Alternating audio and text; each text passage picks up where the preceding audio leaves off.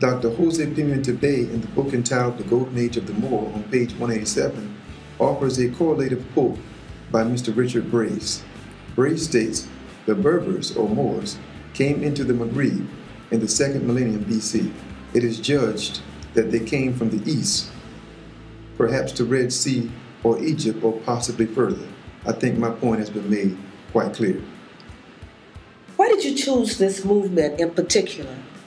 In the book entitled The Kabbalion, it states under the chapter entitled Causation, everything happens according to law. Chance is but a name for law not recognized. There are many planes of causation, but nothing escapes the law. In the divine standard of the Moorish movement, a similar statement is made, for in chapter 2, I believe it states that messengers were sent in haste to find Elizabeth and John, and when they were found, others were marveling much because of their deliverance. It was stated, there are no happenings. Law governs all events. This statement is echoed in the Moorish movement where it applies, or when something takes place, for we would never state that something happened by chance or that something happened by coincidence, but that law governs all events. Such says in essence that everything is governed by divine law, or that everything that happens is supposed to happen. So, Dr. Baker, I didn't choose this movement. I was of a Pan-Africanist thought before, and before then I was of a Black nationalist thought. Then before that I was of solely a Christian thought. So I was always being guided, and likewise I was guided or governed by divine law into this movement. Looking back at the questions that were posed to you, I would like to now ask you to sum up your founder's postulate, what his movement entails, and the significance of us embracing the designate Moor, or Moorish Americans, for those who might need more clarification. I would like to answer your question by borrowing a quote from, once again, Mr. John G. Jackson. However, this time I'd like to extract from the book entitled African Presence in Early Asia. Mr. Jackson was being interviewed, and the question was posed to him regarding the brothers and sisters in southern Russia called the Kochis. He was simply asked, could he elaborate on their presence in southern Russia? He responded, the ancient Egyptians invaded that territory under a pharaoh, known as Sesostris. An Egyptian army under this pharaoh established a colony there.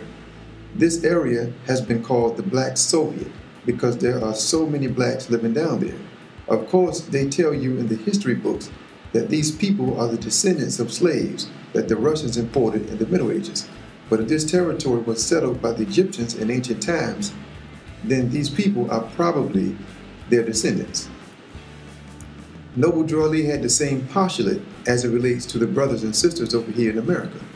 He was simply saying, like Mr. Jackson regarding the Kochis, that common history states that we as African people are here on this continent as a result of the transatlantic slave trade. However, further research would show that we are descendants of African Moroccans or Moors that inhabited these shores prior to the slave trade and prior to the coming of the European Caucasians. Thus, we are Moorish Americans. Such a reality makes us an indigenous class or population of people. The United States Constitution refers to the indigenous class or population of people by way of circumlocutions, for it mentions terms like Indian and people, and it mentions the slaves by the circumlocution of persons. The indigenous people termed Indians refer to themselves as the people. When we visit books like The Contested Plains by Elliott West on page 64, he mentions that the Comanche Indians refer to themselves as the people. In the book, The Oxford History of the American People from Prehistory to 1789 by Samuel Eliot Morrison on page 40, and speaking of the Iroquois and other neighboring tribes, he said, some Indians didn't even have a common name for themselves. They referred to themselves simply as we the people. I have a document in my possession from the National Museum of Canada. It reads, the Eskimos call themselves the race of Inuit, which translates in English to mean the people. It must be understood that the terms Moor and Indian are one and the same. Leslie Faber, in the book entitled The Iroquois Constitution on page 105, enumerates on this page, in clause 42 of the Iroquois Constitution, the Eel clan, which phonetically corresponds to the Moorish title of Eel. Dr. Jose Pimenta Bay, in his preeminent book entitled Othello's Children in the New World, on page 69, he quotes a book entitled Iroquois Folklore by William Bouchard. Mr. Beauchamp named a prominent Iroquois man Sodas Bay. Dr. Bay pointed out the phonetic correlation of the gentleman's name and of the Moorish title of Bay. The picture I'm painting here, Dr. Baker, is that the terms Indian and Moor have synonymity. For Indian, as I mentioned earlier, is a circumlocution in the Constitution for the indigenous and Venus people. The Moors being on the continent of America prior to the coming of the Europeans, they then and therefore make up the constituency of the people of the United States. Wherever we find the term people in the Constitution, namely in the amendments, the clause will read, the rights of the people shall not be infringed, abridged, or sometimes it will read violated. So in essence, what is being said is hands off with the people of the United States, or the Moorish, indigenous, and Moorish populations.